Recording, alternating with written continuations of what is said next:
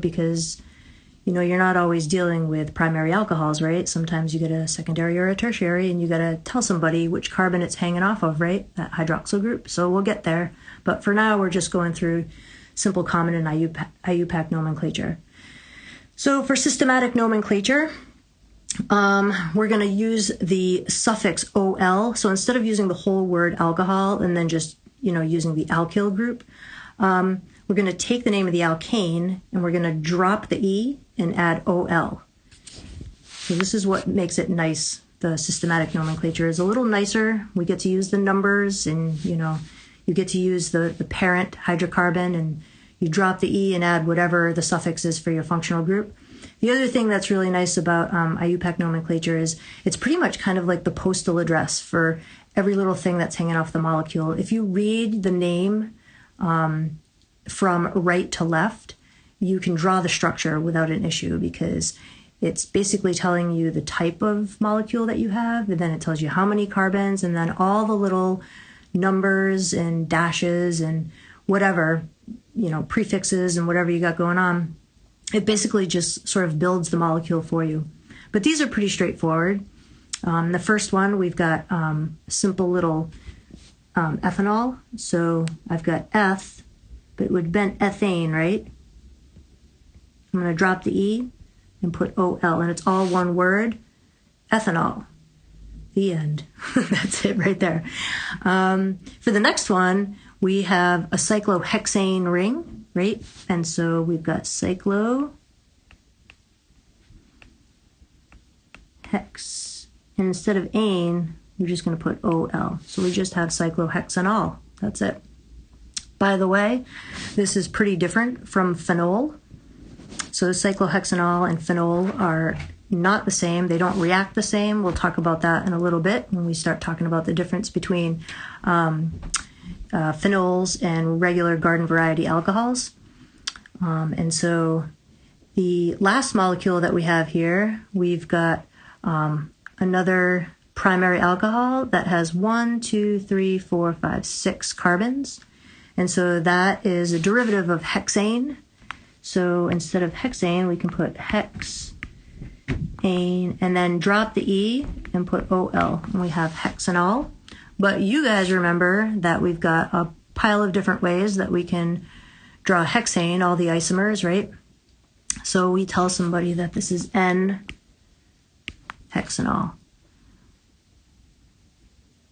So that hydroxyl group is hanging off of the first carbon, and you don't typically write 1 for these things.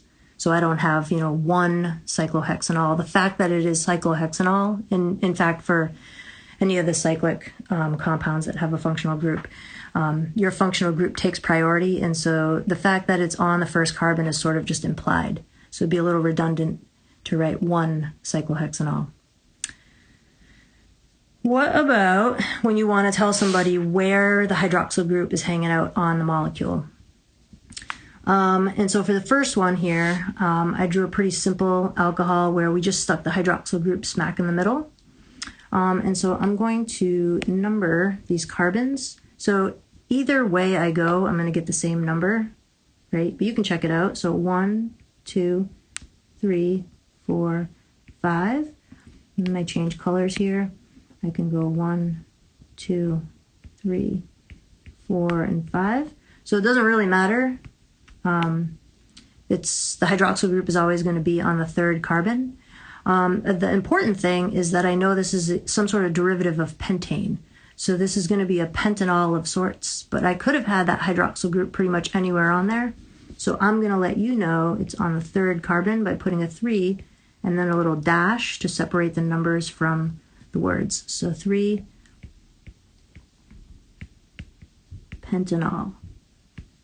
And there's another way that you can write this. The way I actually learned it was to start with the alkane, drop the E, and then you say where the functional group is. So I learned how to do it like this, which is really, in my opinion, kind of stupid, but, well, for ease of speech anyway. So pentane dash 3 dash all. No one wants to say that, right? But it's pretty telling, because those numbers are letting you know where pretty much any of those little bits and pieces of the molecule are hanging out, like which carbon they're on. But I'm going to get rid of this because it's kind of a drag to say. 3-pentanol is fine. There's nothing else going on this molecule, so that's okay. What if you have 2 hydroxyl groups? Well, so we remember from nomenclature in other chapters, we're going to use prefixes to let someone know. Di means 2, tri means 3, tetra means 4, right? Just on and on. So I see I have 2 hydroxyl groups here, and they're on different carbons. There are 2 carbons in this particular molecule. So this would be ethane, but we got rid of the E, right? Because we're now going to swap out a couple of hydrogens. And on both of these carbons, 1 and 2, we have a hydroxyl group. So diol. So that's ugly, right? You guys probably know this as ethylene glycol.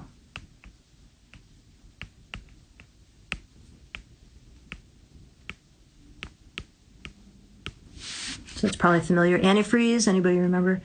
So that's what that looks like. So I put this in here so that you could get some practice with nomenclature for alcohols that have a couple, or more than one anyway, hydroxyl group. So let's go through some of these rules, and I've written these out, I've numbered them anyways. And this can be applied, and the reason I did this is because for the rest of the semester, we're basically going to be focusing, each chapter is going to be 1 or 2 different functional groups, and we can use these rules similarly for the nomenclature of those. You're going to have to figure out which one of your functional groups, if there's more than one, is going to take priority. Since we're just focusing on alcohols in this chapter, we don't have a lot to worry about. But we can still follow these rules. The first one is where you're going to identify your longest continuous chain of carbons, but you want to make sure that it contains the functional group. So you don't want to leave that out because that's going to be the most important piece of your molecule, right? So the parent hydrocarbon will be the longest continuous chain of carbons that contains the functional group. So if we're going to number these, I can go from either direction. I can go 1, 2, 3, 4, or I can number from the opposite direction, 1, 2, 3, 4. And what you want to do is make sure that you give your functional group top priority. And what that means is it's going to take on the lowest possible number. So numbering from left to right puts the hydroxyl group on the second carbon. And so I'm going to tell somebody that I have 2 dash. How many carbons are in this molecule? I see 4. So butanol. For this second molecule, I drew this a little differently. I did a line bond structure here so that we could see it drawn a little bit differently. And what I'm going to do is I'll start from left to right. 1, 2, 3, 4, 5. Or you could go 1, 2, 3, 4, 5. But what's the problem with that? The problem with that is the green numbering does not contain the functional group. So we're going to get rid of those numbers, and we will number the longest continuous chain containing the functional group in the opposite direction. So 5 carbons, and it looks like going from right to left is going to be the best because it gives the lowest number or top priority to the functionality, which is the hydroxyl group. So now I've got more than one substituent on this particular molecule, meaning what I should say is I've got my functional group and then I've got another substituent. So this is when you're going to put these things in alphabetical order.